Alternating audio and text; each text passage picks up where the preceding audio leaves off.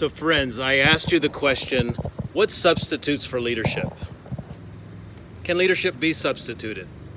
Does leadership make a direct difference inside of an organization, or can it be mediated? Can the values that a leader and a leadership team intends be mediated through the systems, the structures, its decisions? If you haven't figured out by now, my answer is yes.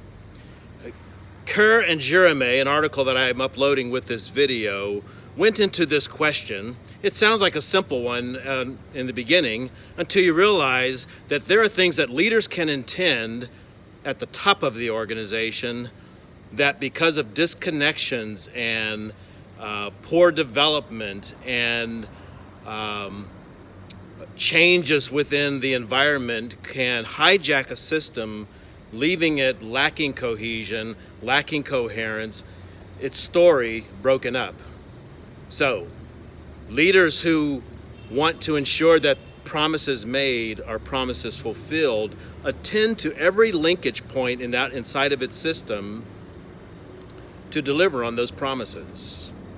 They accept that brand isn't a logo like a swish that Nike has or golden arches that McDonald's has. They believe that a brand is the experience that people have with the organization and its promises, wherever it may be felt, whether it's the parking lot, the restroom, the messaging system of marketing, or the taste of food, the sound of music, the clothing that they wear, the experience that a group has of the organization wherever it may be found. I'm standing in the courtyard of Quang Lim United Methodist Church. This is a community that seems to have watched over what it's trying to say to the world and has installed meaning inside of something as superficial as architecture, in terms as superficial as artwork, location within the city that it's in. It's as if this structure is in conversation with the surrounding community. It's as if this conversation is in conversation with the Old Testament and images of temple, a place where God can be found. This is a community that has invested its structures, its visible space, with meaning, intentionality, and seems to watch over it right down to the checklist level. So what does Kerr and Jeremy mean by substitutes for leadership, or neutralizers of leadership, or enhancers of leadership? I've reduced it to a series of P's that I think once you hear them, you'll go, that's what he's been talking about. I call it personnel, purse strings, processes, perspectives, principles, practices. These are things which are visible inside of an organization's system that ensure that meaning's intent are coded into the practices and the expressions of a community.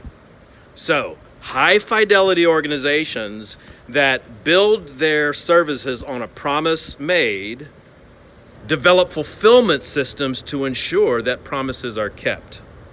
So, I've uploaded an article for you. There you will also see a document which has my series of P's listed. They come under the heading of proxies, things which stand in the stead of leadership.